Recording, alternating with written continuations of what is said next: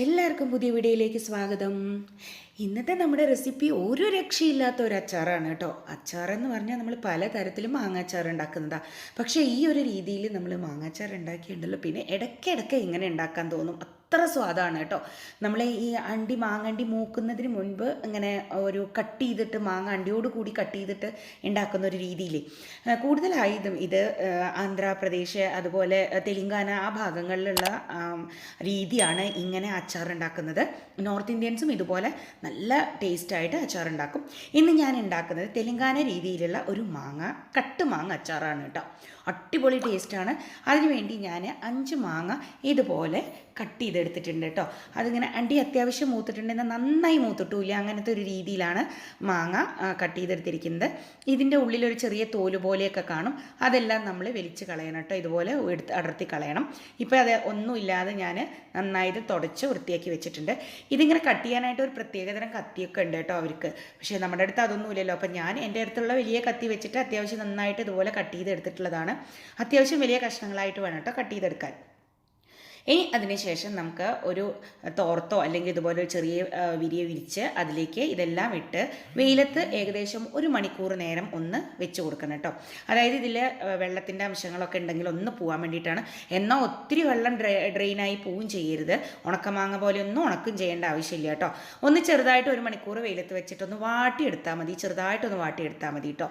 ഇനി നമുക്ക് അടുത്തത് വേണ്ടത് വെളുത്തുള്ളിയാണ്. ഇനി നമുക്ക് 10 വെളുത്തുള്ളി ആവശ്യമുണ്ട്. ഇത് ഞാൻ ചൈനീസ് വെളുത്തുള്ളി ഒരു 10 എണ്ണമാണ് എടുത്തിരിക്കുന്നത്.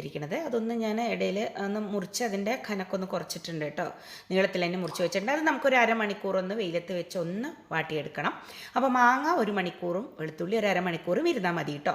ഇനി നമുക്ക് ഇതിന് വേണ്ടിയിട്ടുള്ള ഒരു കൂട്ട് തയ്യാറാക്കാം. അതിന് വേണ്ടിയിട്ട് ഞാൻ കടുക് എടുത്തിട്ടുണ്ട്. ഒരു 4 ടീസ്പൂൺ കടുക് എടുത്തിട്ടുണ്ട് കേട്ടോ. ഞാൻ എടുത്തിരിക്കുന്ന ഒരു ചെറിയ 5 മാങ്ങയാണ് എടുത്തിരിക്കുന്നത്. ഒരുപാട് വലിയ മാങ്ങയൊന്നുമല്ല, ചെറിയ തരം നമ്മുടെ മൂവാണ്ട മാങ്ങ ഉണ്ടല്ലോ അതുപോലത്തെ രീതിയിലുള്ള 5 മാങ്ങയാണ് കേട്ടോ എടുത്തിരിക്കുന്നത്. അപ്പോൾ അതിന് വേണ്ടിയിട്ടുള്ള കൂട്ടാണ് 4 ടീസ്പൂൺ കടുക്, പച്ചക്കടുകാണ് ചേർത്തിരിക്കുന്നത്.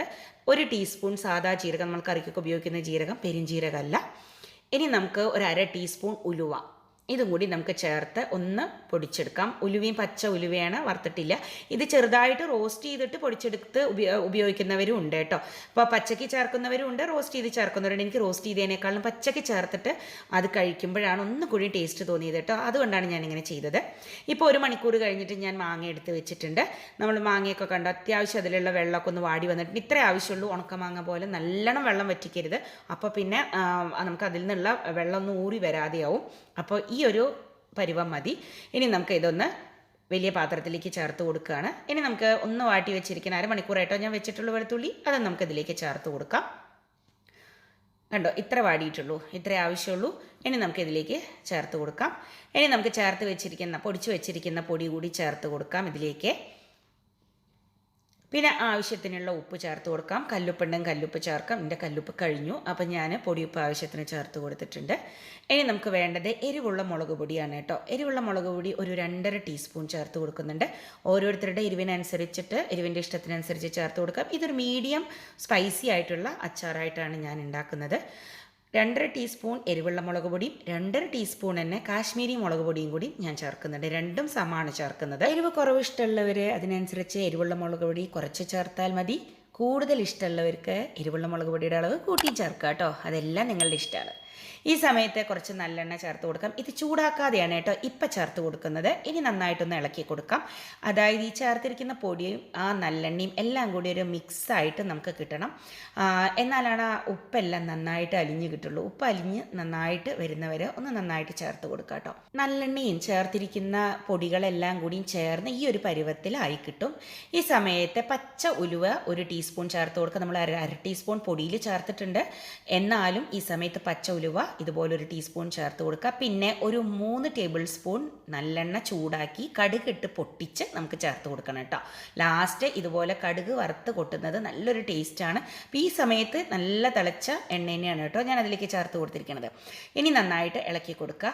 ഇതിൽ ചേർത്തിരിക്കുന്ന പച്ച ഉലുവയില്ലേ, മാങ്ങയിൽ നിന്നുള്ള വെള്ളവും എണ്ണയും ഉപ്പൊക്കെ ചേർന്ന് ഒരാഴ്ച കഴിയുമ്പോഴേക്കും നന്നായി കുതിർന്ന നല്ല സ്വാദാവും. ഇപ്പോൾ ആയിട്ടുണ്ട്. ഇനി നമുക്ക് അടച്ചു വെക്കാം.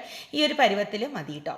ഇനി അടച്ച് വെച്ച് നമുക്ക് ഒരു ദിവസം ഒന്ന് വെയിറ്റ് ചെയ്യണം കേട്ടോ. ഒരു ദിവസം കഴിഞ്ഞിട്ട് തുറന്ന് നോക്കിയാൽ അതിൽ വെള്ളമെല്ലാം മാങ്ങയിൽ നിന്ന് വെള്ളമെല്ലാം ഇറങ്ങി നല്ലെണ്ണയും വെള്ളവും ഒക്കെ നന്നായി വന്ന് മൂടി നിൽക്കുന്ന രീതിയിൽ നമുക്ക് കിട്ടും. അതുപോലെ കിട്ടണം കേട്ടോ, അല്ലെങ്കിൽ കേട് വരും അച്ചാറൊക്കെ. ഒരു ദിവസം വെച്ചതിന് ശേഷം നമ്മുടെ മാങ്ങ കണ്ടോ ഒരു രക്ഷയില്ലാത്ത മണമാണ് കേട്ടോ. അതിലെ വെള്ളവും എണ്ണയൊക്കെ ഇറങ്ങി മസാലയൊക്കെ മിക്സായി അടിപൊളി. ഇനി ഇതൊന്ന് ഇളക്കി നോക്കി നമുക്ക് ചേർത്തിരിക്കുന്ന ഉപ്പും മുളകൊക്കെ പാകത്തിനാണോ എന്നുള്ളത് നോക്കാം ഈ സമയത്ത്. അതുപോലെ തന്നെ നമ്മൾ ചേർത്തിരിക്കുന്ന എണ്ണ കുറവാണെങ്കിൽ ഈ സമയത്ത് ചേർത്ത് കൊടുക്കാം കേട്ടോ. ഇപ്പം തന്നെ വേണമെങ്കിൽ നമുക്ക് ഈ ഒരു അച്ചാർ കഴിക്കാം. പക്ഷേ യഥാർത്ഥ രുചി അറിയണമെന്നുണ്ടെങ്കിൽ ആ പച്ച കളറിലുള്ള തോലുണ്ടല്ലോ മാങ്ങയുടെ, ആ തോലിൻ്റെ നിറമെല്ലാം മാറി ഒന്ന് പഴകി വരണം. അതായത് ഏകദേശം ഒരു മിനിമം ഒരു മാസമെങ്കിലും അച്ചാർ എടുത്ത് വെച്ചതിന് ശേഷം കഴിക്കുകയാണ് ഏറ്റവും സൂപ്പർ. ഇപ്പോൾ ഇതുപോലെ ഉണ്ടാക്കിയാൽ നിങ്ങൾക്ക് വർഷങ്ങളോളം കേടുവരാതെ നമുക്ക് സൂക്ഷിക്കാനും പറ്റും. അടിപൊളി അച്ചാറാണ്, ഒരു സംശയമില്ല. ഇതിന് മണമൊന്നും ഒരു രക്ഷയില്ല. കുറച്ച് ചോറും ഈ ഒരു അച്ചാറും മാത്രം മതി, വേറെ ഒന്നും വേണ്ട. ഇവൻ തൈരും കൂടി നമുക്ക് തോന്നില്ല, അത്ര രുചികരമായിട്ടുള്ളൊരു അച്ചാറാണ് കേട്ടോ. എല്ലാവരും ട്രൈ ചെയ്ത് നോക്കണം. ട്രൈ ചെയ്ത് നിങ്ങളുടെ അഭിപ്രായങ്ങളൊക്കെ കമൻറ്റ് ബോക്സിൽ ഷെയർ ചെയ്യണം കേട്ടോ. ഇതുപോലെയുള്ള പല അച്ചാറുകളുടെ റെസിപ്പികളും ഇതിന് മുൻപ് ഞാൻ പോസ്റ്റ് ചെയ്തിട്ടുണ്ട്. അതിൻ്റെ ലിങ്കൊക്കെ ഞാൻ ഡിസ്ക്രിപ്ഷൻ ബോക്സിൽ കൊടുക്കാം കേട്ടോ. കണ്ടു നോക്കൂ. അച്ചാർ ലവേഴ്സിന് ഭയങ്കര ഇഷ്ടപ്പെടുന്ന ഒരു അച്ചാർ തന്നെയാണ്. ഞാനും ഒരു അച്ചാർ ലവറാണ്. അപ്പോൾ എല്ലാവരും ഉണ്ടാക്കി നോക്കുക. ഇഷ്ടപ്പെട്ടാൽ ലൈക്ക് ചെയ്യുക, ഫ്രണ്ട്സിനും ഫാമിലിക്കും ഷെയർ ചെയ്ത് കൊടുക്കുക. മാത്രമല്ല സബ്സ്ക്രൈബ് ചെയ്യാത്തവരാരെങ്കിലും ഈ ചാനൽ കാണുന്നുണ്ടെങ്കിൽ ഇപ്പം തന്നെ സബ്സ്ക്രൈബ് ബട്ടൺ ഒന്ന് പ്രസ് ചെയ്യുക. തൊട്ടടുത്തുള്ള ബെൽ ബട്ടൺ കൂടി ക്ലിക്ക് ചെയ്തിട്ട് ഓൾ എന്നുള്ള ഓപ്ഷൻ ക്ലിക്ക് ചെയ്യാൻ മറക്കരുത് കേട്ടോ. എന്നാലേ ഞാനിടുന്ന റെസിപ്പികളുടെയൊക്കെ നോട്ടിഫിക്കേഷൻ അപ്പം തന്നെ വരുള്ളൂ. വേറൊരു ഈസിയും ടേസ്റ്റി ആയിട്ടുള്ള റെസിപ്പിയായി കാണാം. താങ്ക്